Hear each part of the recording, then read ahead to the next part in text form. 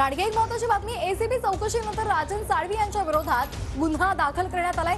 साळवी यांच्या उत्पन्नापेक्षा 118% संपत्ती जास्त असल्याचा आरोप त्यांच्यावर करण्यात आलाय। राजन साळवी त्यांची पत्नी आणि मुलाचा आरोपी म्हणून उल्लेख करण्यात आलेला आहे।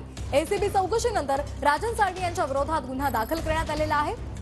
साळवी यांच्या उत्पन्नापेक्षा 118% संपत्ती जास्त असल्याचा त्यांच्यावर आरोप करण्यात आलेला आहे। या संदर्भात अधिक माहिती घेऊयात आमचे प्रतिनिधी मनोज लेले यांच्याकडून।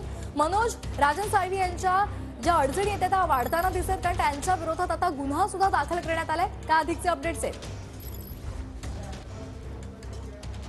नक्कीच या ठिकाणी राजन साळवी यांच्या विरोधात जो आहे तो गुन्हा दाखल झालेला आहे।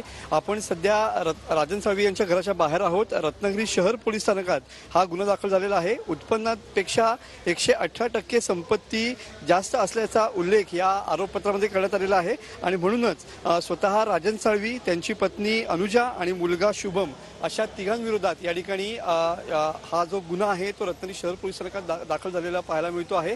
आणि त्याच अनुषंगाने सध्या एसीबीच्या माध्यमातून 18 जणांची जी टीम आलेली आहे ती या ठिकाणी चौकशी करताना पाहायला मिळते आहे। आणि त्याच अनुषंगाने सकाळी 7:45 वाजल्यापासून जवळपास 3 ते 4 ठिकाणी या ठिकाणी राजन साळवी यांच्या घरावरती, त्यांच्या हॉटेलवरती आणि त्यांच्या चुलत भावाच्या घरावरती असे 4 ठिकाणी एकाच वेळी छापे जे आहेत त्या ठिकाणी पडलेले पाहायला मिळतात। तुम्ही बघू शकता की मोठ्या संख्येनं राजन साळवी यांच्या घराच्या बाहेर कार्यकर्ते सुद्धा जमायला या ठिकाणी सुरुवात झालेली पाहायला मिळते आहे। राजन साळवी नुकतेच आता या घरामध्ये गेलेले आहेत। अधिकाऱ्यांची जी टीम आहे ती या घरामध्ये असलेली पाहायला मिळते आहे। याच्यामध्ये रत्नागिरी, ठाणे, रायगड अशा एसीबी कार्यालयातील जे वरिष्ठ अधिकारी आहेत ते या घरामध्ये असलेले पाहायला मिळत आहेत। आणि त्याच अनुषंगाने सध्या राजन साळवी यांच्या घराच्या बाहेर मोठ्या प्रमाणात कार्यकर्ते जमा सुरुवात झालेली आहे। राजन साळवी स्वतः या ठिकाणी आतमध्ये गेलेले आहेत आणि त्यांची जी चौकशी आहे किंवा कागदपत्रांची तपासणी आहे ती या ठिकाणी केली जाताना पाहायला मिळते। आज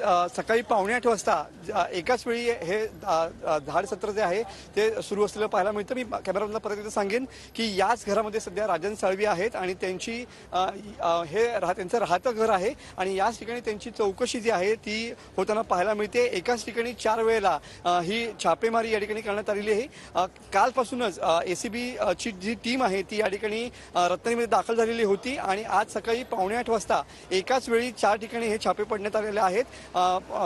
उत्पन्नापेक्षा जवळपास 118% अधिकची संपत्ती या ठिकाणी राजन साळवी यांच्याकडे असल्याचा दावा आरोपपत्रामध्ये या ठिकाणी करण्यात आलेला आहे आणि त्याच अनुषंगाने सध्या ही चौकशी या ठिकाणी होताना पाहायला मिळते।